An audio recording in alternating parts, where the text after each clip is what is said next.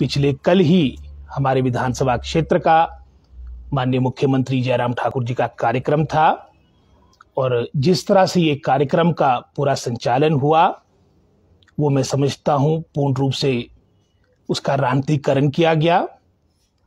और जो एक सोच मैं समझता हूँ, क्योंकि हिमाचल प्रदेश अपनी 75वीं वर्षगांठ मना रहा है और आवश्यकता थी कि हम अपनी दलगत राजनीति से ऊपर उठकर, चाहे हम किसी भी दल से थे, इसको मिलजुल कर मनाते।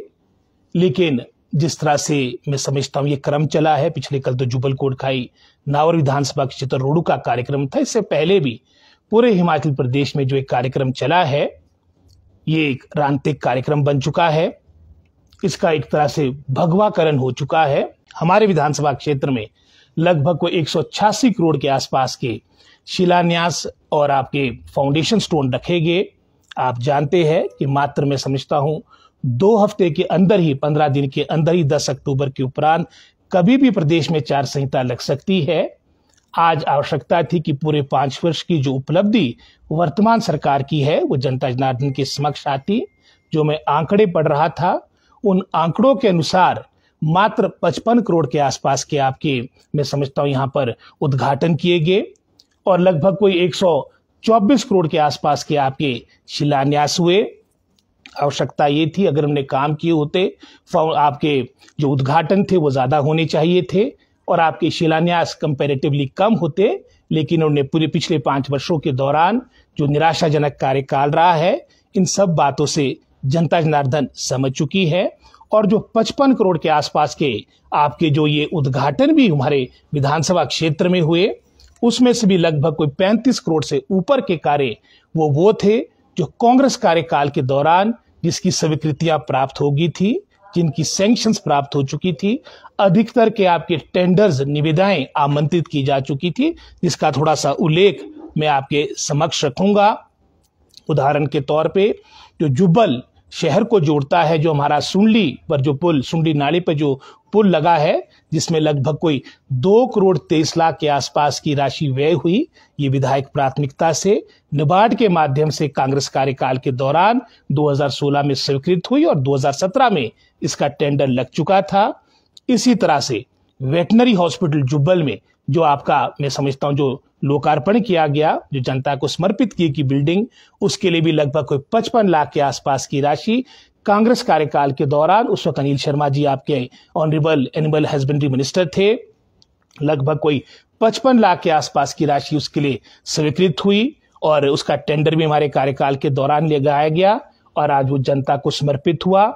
इसके अलावा जो कोटखाई में चारों सड़कें जो पास हुई है, चाहे वो घुंडा टालका की बात हो, चाहे वो डकाल बाड़ी लोस्टा सड़क की बात हो, चाहे वो मैं समझता हूं हमारी चथला की सड़क की बात हो, चाहे वो धनरोटी से पुड़क सड़क को जोड़ने की बात हो, चारों सड़कें आपकी कांग्रेस कार्यकाल के दौरान, जिसमें लगभग कोई 2 करोड़ के आसपास की लागत लगी थी, वो हमारे कांग्रेस कार्यकाल के दौरान बनकर तैयार थी। पिछले 4.5 वर्षों से लंबित पड़ी थी। जैसे ही जनता जनार्दन के आशीर्वाद से जुब्बल नावर कोटखाई से मैं विधायक बना, उसके उपरांत प्रयास किया गया और ये चारों सड़कें आपकी मार्च अप्रैल के महीने में जनता को समर्पित की गई, पास की गई थी। और पूरे जुब्बल नावर कोटखाई में इस अवधि के दौरान जो 9-10 महीने की अवधि हुई है, लगभग 20 सड़कें आपकी पास हुई, जिसमें से 4 सड़कें ये थी जिसका कल आपका उद्घाटन किया गया। इसके उपरांत मैं समझता हूं जो PM KSY के तहत, प्रधानमंत्री कृषि सिंचाई योजना के तहत जो हमारी 4 महत्वाकांक्षी जो हमारी सिंचाई योजनाएं जनता को समर्पित की गई, ये चारों की चारों आपकी कांग्रेस कार्यकाल के दौरान की 2017 की स्वीकृत है, जिसका फाउंडेशन स्टोन हमने हाटकोटी में लगाया था। और मुझे याद है कि उस वक्त पूरे हिमाचल प्रदेश में 313 करोड़ के आसपास की स्वीकृति PM KSY के माध्यम से हिमाचल प्रदेश को प्राप्त हुई थी और उस वक्त सर्वाधिक 63 करोड़ 63 करोड़ के आसपास की हमारी सिंचाई की योजनाएं, हमारे विधानसभा क्षेत्र की 9 योजनाएं, जिसमें से 4 आपकी ये जनता को समर्पित हुई और अभी भी आपकी लगभग कोई 5 योजनाएं अभी मैं समझता हूं उसका काम बड़े कछुआ चाल से चला है। 4 ये जनता को समर्पित हुई और इसकी भी अगर आप राशि देखेंगे लगभग कोई 8 करोड़ 44 लाख के आसपास आपकी हिमरी और रावड़ा क्यार की जो हमारी सिंचाई योजना बनकर तैयार हुई उसमें व्यय हुई। लगभग कोई 2 करोड़ 10 लाख की राशि हमारी देवगढ़ की उठाऊ सिंचाई योजना के लिए व्यय हुई। इसी तरह से हमारी कुड्डू की हमारी जो अंतिम पंचायतों में एक है, वहां के लिए 1 करोड़ 20 लाख की राशि व्यय हुई। इसी तरह से आपकी दरकोटी ग्राउग जो हमारी कोटखाई तहसील के अंतर्गत पड़ती है, दोनों पंचायतें, वहां के लिए 6 करोड़ 28 लाख की राशि स्वीकृत हुई। और इसके माध्यम से ही पीएम-केएसवाई की जो योजनाएं कांग्रेस कार्यकाल के दौरान सैंक्शन हुई थी, उसके माध्यम से ही ये चारों आपकी योजनाएं जनता को समर्पित हुई। इसमें कोई भी योगदान वर्तमान आपकी भाजपा सरकार का नहीं है, अपितु मैं समझता हूं इनके जो 5 वर्ष की अवधि हुई है, मात्र कुछ अब दिन शेष रहेंगे। इस अवधि के दौरान जुब्बल नावरकोट खैर तो दूर की बात रही, डिस्ट्रिक्ट शिमला की एक भी आपकी सिंचाई योजना आपकी वर्तमान जयराम सरकार के कार्यकाल के दौरान हमारे क्षेत्र के लिए स्वीकृत नहीं हुई थी। जहां 63 करोड़ के आसपास की राशि हमारे जुब्बल कोटखाई नावर क्षेत्र के लिए सैंक्शन हुई थी, लगभग कोई 45 करोड़ के आसपास, 45 करोड़ के आसपास की राशि हमारी रोड विधानसभा क्षेत्र के लिए भी वर्ष 2017 में स्वीकृत हुई थी। इसका भी अगर श्रेय जाता है तो पूर्व की हमारी कांग्रेस सरकार को जाता है। इसी तरह से हमारी नाबार्ड की विधायक प्राथमिकता के माध्यम से पिछले कांग्रेस कार्यकाल के दौरान, चाहे वो कुफरबाग की उठाऊ पेयजल योजना थी, इसमें लगभग कोई 1 करोड़ 5 लाख के आसपास की राशि स्वीकृत हुई। चाहे वो खटासू बरथाटा की हमारी उठाऊ पेयजल योजना थी, जिसमें लगभग कोई 2 करोड़ 94 लाख के आसपास की हमारी राशि स्वीकृत थी। इसका श्रेय भी कांग्रेस सरकार को जाता है, क्योंकि कांग्रेस कार्यकाल के दौरान ही इसका वित्त पोषण हुआ, विधायक प्राथमिकता में डाली, और आज ये मैं समझता हूं जैसे तो आपकी कुफरबाग की स्कीम है और आपकी खटासू बरथाटा की इसका काम मैं समझता हूं चला है, और ये दोनों काम हमारे विधायक प्राथमिकता के माध्यम से हुए। इसी तरह से जो हमारा कंट्रोल पॉइंट एचपीएसपी का बिजली बोर्ड का जो कुपड़ी नाला में बना है, इसमें लगभग कोई 3 करोड़ 67 लाख के आसपास की राशि व्यय हुई। ये भी हमारी कैपेक्स योजना के माध्यम से स्वीकृत हुआ था, और ये पहले आपका गुमा के लिए स्वीकृत हुआ था। वहां पर जमीन से संबंधित समस्या आई, इसलिए वो साइट कुपड़ी नाला की तरफ ले गए। हालांकि वहां पर भी गुमा में भी प्रयास किए जा रहे थे कि वहां पर आपकी जमीन उपलब्ध हो। टेक्निकल एजुकेशन डिपार्टमेंट से ये मामला चलाया गया था, लेकिन अब ये कुपड़ी नाला ये भी हमारे क्षेत्र का मैं समझता हूँ अभिन्न अंग है, वहां पर ये बना है। और ये कैपेक्स के माध्यम से पूर्व कांग्रेस सरकार के कार्यकाल के दौरान चमैन में, और दूसरा आपका कुपड़ी नाला या गुमा में हम कह सकते हैं, ये आपका कंट्रोल पॉइंट सैंक्शन हुआ था। और जो इंजीनियरिंग कॉलेज की बिल्डिंग का हमारा गर्ल्स हॉस्टल का जो छात्रावास, ये भी जनता को जो 6 करोड़ 28 लाख के आसपास की राशि से समर्पित किया गया, ये भी हमारे पूर्व कांग्रेस सरकार के कार्यकाल के दौरान इसका टेंडर हो गया था। बीएसएनएल के द्वारा ये बिल्डिंग बनी, और लगभग मैं समझता हूँ 6-8 महीने तो वहां पर बच्चे रह भी रहे हैं। तो ये सिद्ध करता है कि वर्तमान सरकार को अपने कार्यकाल के दौरान दिखाने को कुछ नहीं। अक्सर ये बात बीच में उपचुनाव की करते हैं। आपको याद होगा जो हमारे क्षेत्र का जो अंतिम दौरा इससे पूर्व मुख्यमंत्री जयराम जी का था, वो 16 जुलाई 2021 में था, और चुनाव का सारा मैं समझता हूँ परिदृश्य आपके सामने है। उपचुनाव के बाद उपचुनाव का रिजल्ट 2 नवंबर को आया। उसके बाद मुख्यमंत्री तो छोड़िए, मंत्री हमारे क्षेत्र में नहीं आए। अब हम सबको पता है कि मात्र 15 दिन के अंदर आचार संहिता लगने वाली है, और ये सब मैं समझता हूं जो सब्ज बाग दिखाए जा रहे इन बातों से जनता जनार्दन मैं समझता हूं परिचित हो चुकी है। और साथ ही साथ जहां एक तरह से इन कार्यक्रमों का मैं समझता हूं रांतिकरण किया जा रहा है, और साथ ही साथ जो एक अनप्रोडक्टिव एक्सपेंडिचर जो पब्लिक एक्सचेकर पर जो इतना बोझ पड़ रहा है, इन बातों की ओर भी हिमाचल प्रदेश की जनता जनार्दन को मनन करना पड़ेगा। इस अमृत महोत्सव के नाम पर लगभग एक कार्यक्रम में लगभग कोई 1 करोड़ के आसपास की राशि व्यय हो रही है। हमारे समय भी आप जनता जनार्दन के आशीर्वाद से कांग्रेस पार्टी भी लंबे समय तक सत्ता में रही है, लेकिन कभी भी इस तरह से मैं समझता हूं धन का, जनता के धन का दुरुपयोग नहीं किया गया। लगभग कोई 1 करोड़ की राशि इन कार्यक्रमों को आयोजन करने में लग रही है। इसी तरह से इससे पहले भी जो मोदी जी की रैली थी, उसमें भी लगभग कोई 80 से 100 करोड़ के आसपास की राशि स्वाह हुई। जिस तरह से मैं समझता हूँ वर्तमान की सरकार अपने प्रचार और प्रसार के लिए अपने सरकार के धन का दुरुपयोग कर रही है, ये सब बातें जनता जनार्दन के समक्ष है और निश्चित रूप से आने वाले समय में इन सब बातों का जवाब देगी। मैं देख रहा था कि जो पहले हमारे क्षेत्र का इससे पहले भी 2-3 दौरे जो हुए उसका भी मैं उस पर भी नजर डाल रहा था। उसमें भी मुझे याद है कि जो सबसे पहला दौरा हमारे विधानसभा क्षेत्र का था वो जून 2018 में हुआ और उसके उपरांत मैं समझता हूं जो घोषणाएं हमारे क्षेत्र में हुई थी, उदाहरण के तौर पे मुझे याद है कि जो पहली घोषणा थी वो हमारे मंदिर हाटेश्वरी माता, जो हमारी पूरे डिस्ट्रिक्ट शिमला की एक बहुत बड़ी शक्तिपीठ है, यहाँ पर लगभग कोई 5 करोड़ के आसपास की घोषणा की थी और वो अंत में जो राशि हमारे को मिली है इन 5 सालों में मात्र 3 करोड़ से भी कम की मिली है। तो आप समझ सकते हैं कि जहां माता के सामने भी इस तरह का मैं समझता हूं झूठी बातें सामने आई है, इसी तरह से हमारे जो अन्य स्थलों का जो फाउंडेशन स्टोन रखे गए, उदाहरण के तौर पे हमारा जो सिंथेटिक ट्रैक था जो 400 मीटर का सरस्वती नगर में बनना था, आपने अखबार के माध्यम से स्वयं ये देखा होगा कि वो आपका सामान जिसके पास वो कॉन्ट्रैक्ट था वो सामान वहां से कई अन्य स्थल पे ले जा रहा है पैसे के अभाव में। वो कार्य भी हमारा अधर में लटका हुआ है। हमारा डिग्री कॉलेज आपका कोटखाई की घोषणा हुई थी, ये भी जून 2018 की बात कर रहा हूं, अब लगभग कोई 5 वर्ष के आसपास की अवधि हो रही है। डिग्री कॉलेज तो दूर की बात रही, इस कार्यकाल के दौरान हमारे क्षेत्र में एक प्राथमिक पाठशाला तक नहीं खुली। ट्रॉमा सेंटर का एक फाउंडेशन स्टोन अवश्य उपचुनाव के दौरान हमारे क्षेत्र में कोटखाई में रखा गया था, लेकिन उस ओर भी एक ईंट आगे नहीं बढ़ी। इसके विपरीत जो हमारे विधानसभा क्षेत्र में नहीं, जिला शिमला में मैं समझता हूं जो अनेकों प्राइमरी हेल्थ सेंटर कांग्रेस कार्यकाल के दौरान खोली गई थी उसको डीनोटिफाई किया गया। अगर मैं अपने विधानसभा क्षेत्र की बात करूं, कुठाड़ी में हमारे नावर क्षेत्र में आपकी पीएससी नोटिफाई थी, उसको वर्तमान सरकार ने डिनोटिफाई किया और जिला शिमला की ही लगभग कोई 8-9 प्राइमरी हेल्थ सेंटर, चाहे वो रामपुर की बात थी, हमारा दुर्गम क्षेत्र है, चाहे रोडू की बात थी, चाहे वो मैं समझता हूं अन्य क्षेत्रों की बात थी, यहाँ पर आपके इन प्राइमरी हेल्थ सेंटर्स को डीनोटिफाई किया गया। आपके हाटकोटी की सीवरेज की बात की थी, आज भी मात्र वो 60% के आसपास वो कार्य आपका कंप्लीट हो पाया है। और जहां तक तो विकास भवन कोटखाई की बात है, इसका फाउंडेशन स्टोन धूमल साहब के दूसरे कार्यकाल के दौरान नवंबर 2008 में रखा गया था। उस वक्त 1 करोड़ 98 लाख के आसपास की इसकी अनुमानित लागत थी, आज बढ़कर लगभग कोई 14 करोड़ के आसपास खर्च हो चुका है। अभी भी वो कार्य अधर में रहा है। मात्र मैं समझता हूं जो उपचुनाव का समय था, जिस दौरान सारी बातें आपके समक्ष रही है, जो उन्होंने हमारे क्षेत्र में सरकारी संस्थान गवर्नमेंट इंस्टीट्यूशंस खुले हैं और उसके पीछे आप जानते हैं कि उस वक्त भारतीय जनता पार्टी सरकार का एक लक्ष्य था कि किस तरह से जो हमारा अभेद्य दुर्ग कांग्रेस पार्टी का जुब्बल नावर कोटखाई रहा है, किस तरह से यहाँ पर इनको सफलता मिले।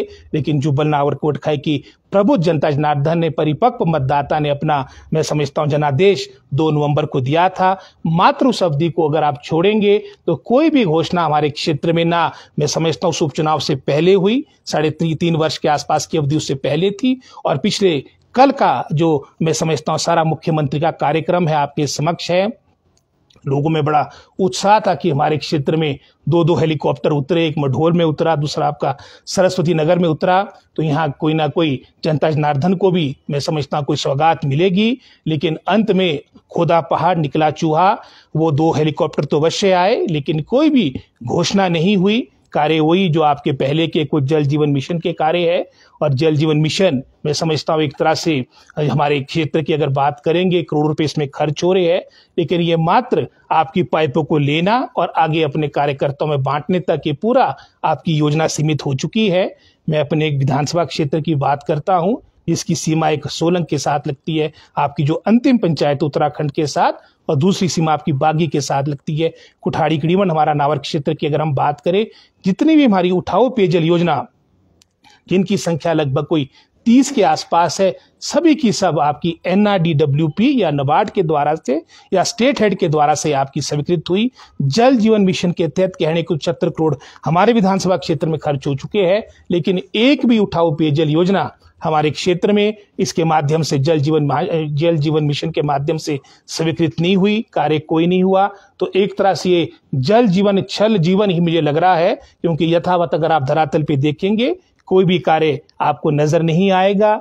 इसी तरह से जहां मैं अपने पूरे विधानसभा क्षेत्र की बात कर रहा था, पिछले कार्यकाल के पिछले कल जो कार्यक्रम रहा उसमें कहीं पर भी नावर क्षेत्र जो 186 करोड़ के आसपास का इन्होंने पूरा डाटा दिया। मुझे याद है धूमल साहब का पिछला कार्यकाल भी, उस वक्त भी लगभग कोई 1600 करोड़ के आसपास के उद्घाटन और शिलान्यास आपके 2008 से आपके 12 के बीच रखे गए थे।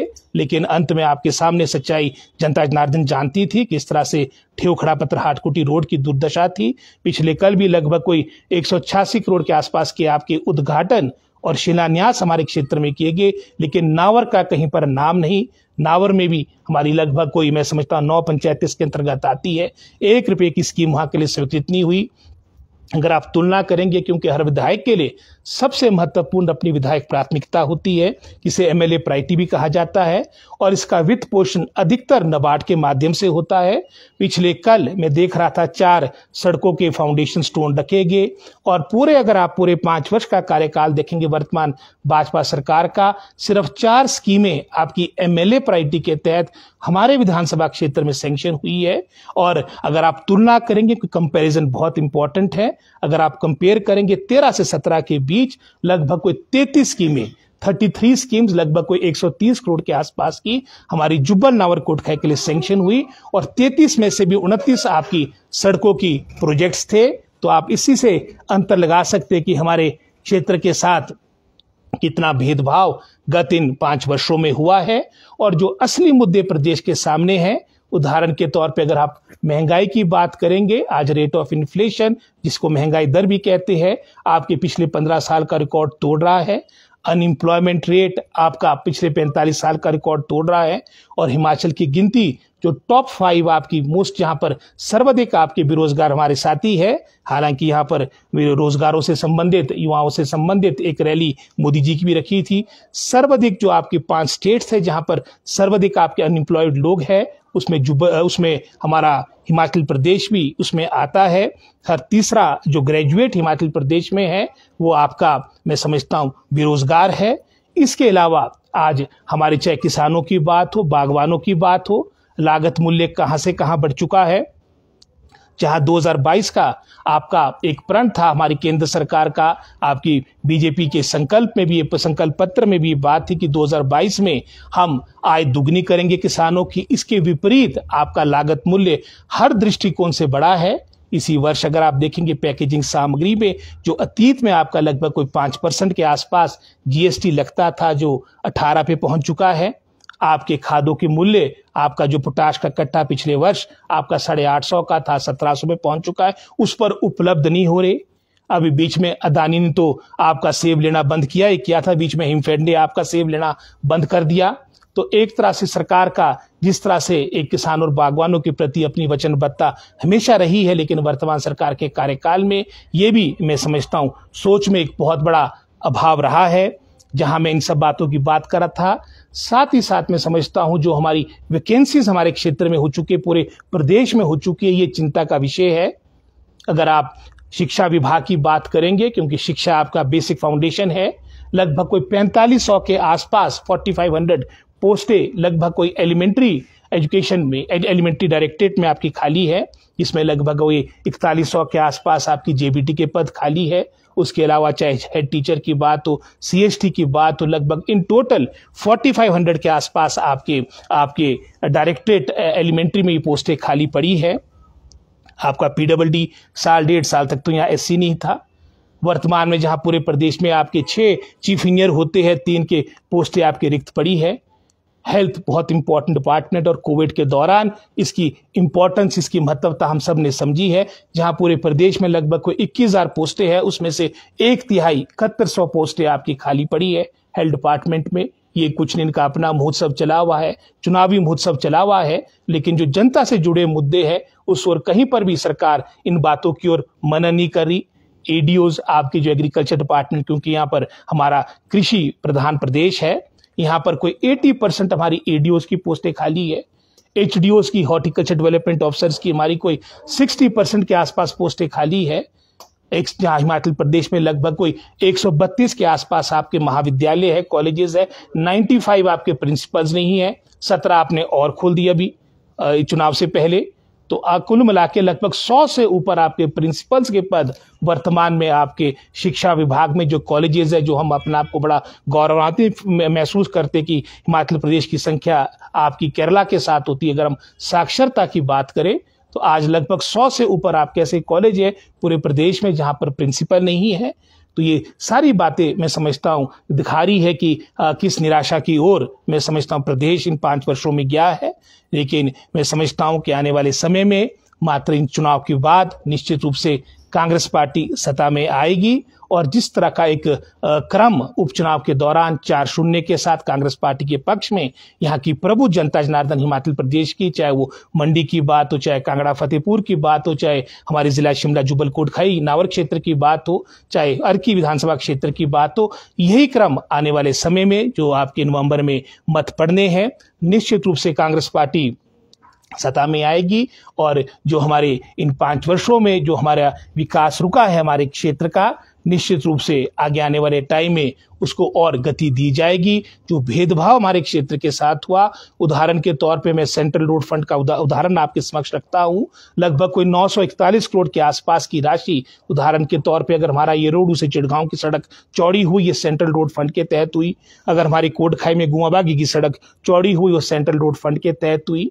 आज 4 वर्षों के दौरान लगभग कोई 941 करोड़ के आसपास की राशि हिमाचल प्रदेश को सेंट्रल रोड निधि के माध्यम से, सेंट्रल रोड फंड के माध्यम से प्राप्त हुई। और 941 करोड़ में आपके समस्त जिला शिमला को 0 भी योजना हमारी स्वीकृत नहीं हुई और मंडी जिले को 509 करोड़ मिलता है।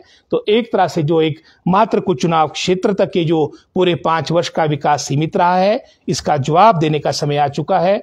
और निश्चित रूप से हिमाचल प्रदेश की प्रबुद्ध जनता जनार्दन आने वाले चुनाव में अपने वोट की चोट के माध्यम से भारतीय जनता पार्टी को बाहर निकालेगी और कांग्रेस पार्टी को अच्छे बहुमत के साथ सत्ता में लाएगी। आप सब ने अपना समय दिया, धन्यवाद।